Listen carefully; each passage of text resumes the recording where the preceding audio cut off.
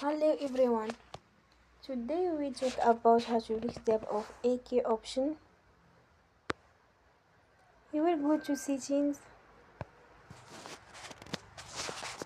then we click on apps. After that you will search the app AK option and you will click.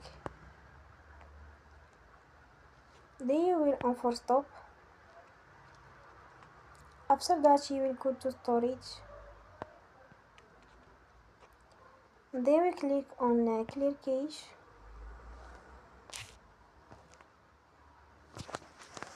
In the end, turn off your phone and you will recharge your phone again. Don't forget to support us by like and subscribe. See you next time and thank you for watching.